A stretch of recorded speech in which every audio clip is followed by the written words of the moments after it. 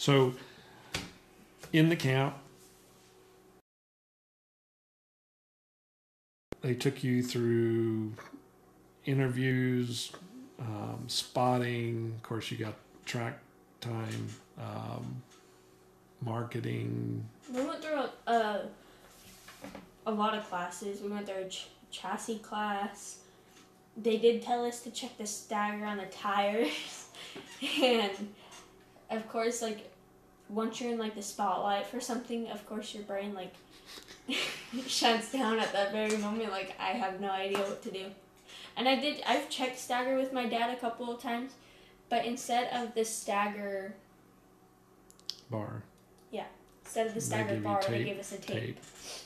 And we did ask for one, and they got us one. But nobody knew, like, how to read it, because I for sure do not know how to read a tape measure very well.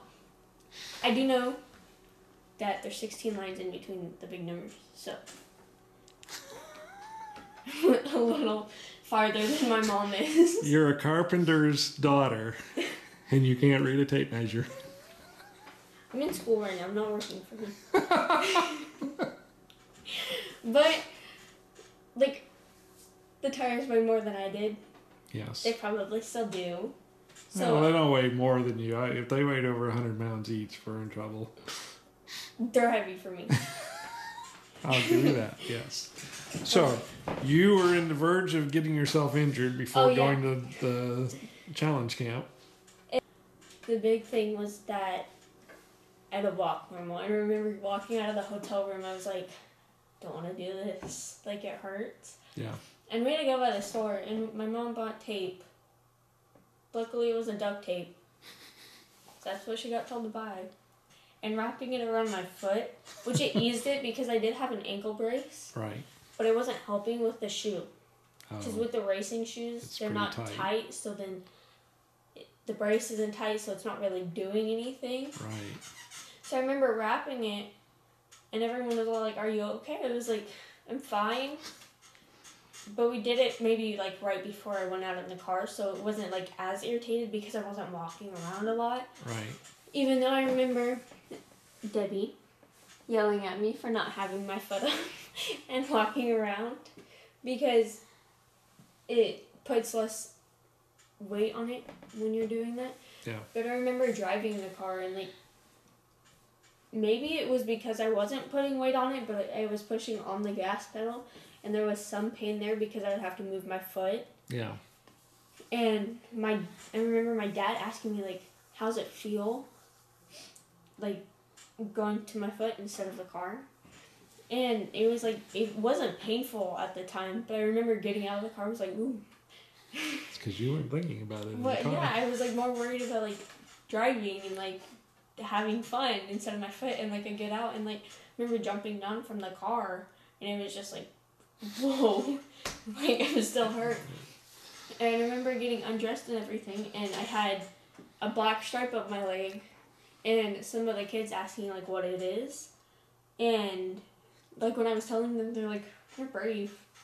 Like it does hurt, but yeah, it's but manageable not enough sometimes. to keep you from driving the car. I was like, I'm doing it, but I remember going back to the hotel room and like all of us like were hanging out and me still doing homework, and I remember looking at my foot and it was bruised. Yeah. And uncomfortable, and I remember the big thing, like it was just like icing it and not trying to hurt it more. Yeah. So then like I'm sitting in like the hotel room the whole time, like trying to like keep it up and elevate it, and it was just like irritating because like it was of course the day that we were driving up, so it wouldn't give me time to recover. Yeah. And then the next day I knew it was gonna be so worse, and it was like my ankle was like that fat. And I was like, oh my gosh, like even putting my shoe on, I didn't want to tighten it. Yeah. Even though that's what they do to like keep it from swelling, but mine managed to swell. And I remember our athletic director wrapping saran wrap so that ice wouldn't fall. Which I never thought that I would roll my ankle like doing that, but like the more I think about it, volleyball does help with racing because it keeps our leg muscles like working. And even like trying out for volleyball, like we were in the weight room and like working with everything. And I think that's key to, I mean, you look at all the drivers that are racing professionally, even not professionally, but they work out just because that. Well, like even if you're having power steering, like it's still like a battle for the car.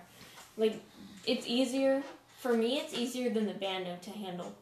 Maybe not with the tightness, but steering because the Bando steering. would fight back. Yeah. But like they talked to me about it, and I remember racing saying if your power steering goes out, you better be ready for it.